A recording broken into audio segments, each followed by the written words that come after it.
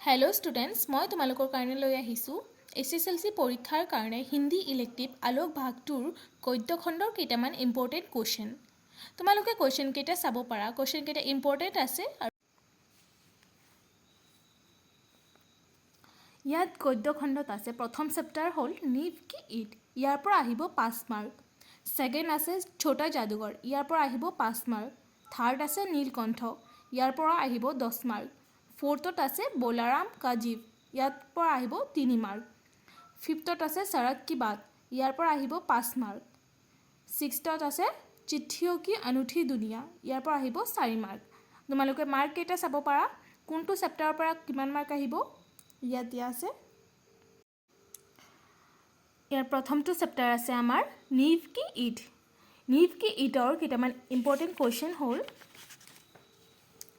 ইয়াত question number 1 আছে दुनिया का ध्यान सामान्यतः किस पर जाता है।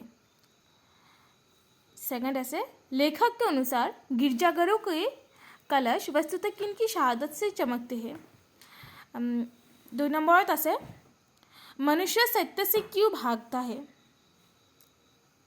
3 नंबरत আছে दादीजी मुनि ने किस लिए और किस प्रकार अपना बलिदान किया था। 4 नंबरत আছে नीव की ईद का प्रतिकार्थ स्पष्ट करो। हाँ, शहादत और मनमुख समाज की आधारशिला यही होती है, का आशय बताओ। 5 नंबरत আছে सुंदर सृष्टि हमेशा बलिदान खोजती है, बलिदान ईद का हो या व्यक्ति का। आमार सेकेंड चैप्टार আছে छोटा जादुघर और यार पराও আহিব 5 मार्क। आमी यार क्वेश्चन केटा चाइ लও।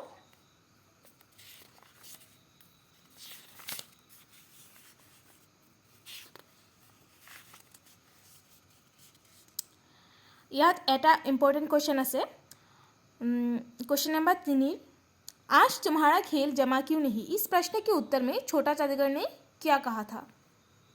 এইটো इम्पोर्टेंट আছে। থাৰ্ড চেপ্টাৰ আছে আমাৰ নীলকণ্ঠ, ইয়াৰ পৰা আহিব 10 মাৰ্ক। এইটো চেপ্টাৰ তোমালোকে ভালকৈ চাবা। ইয়াৰ কুৱেশ্যন কেইটা যোনকেইটা মই কুৱেশ্যন কৈ আছোঁ এইকেইটা ভালকৈ চাবা।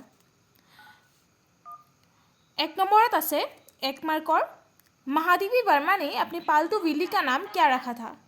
2 नंबरत আছে महादेवी जी के अनुसार नीलकंठ को कैसा वृक्ष अधिक भाता था।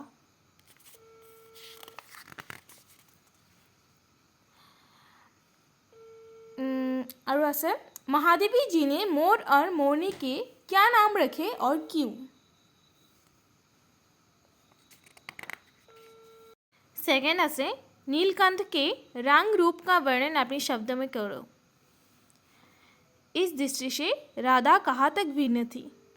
डियर स्टूडेंट, आजिले इमाने और तुम्हालोके यदि ভাল পোৱা তেতিয়াহলে মোৰ চেনেলটো সাবস্ক্ৰাইব কৰি ৰাখিবা। মই তোমালোকৰ কাৰণে নতুন নতুন ভিডিঅ' লৈ আহিম এনে ধৰণৰ।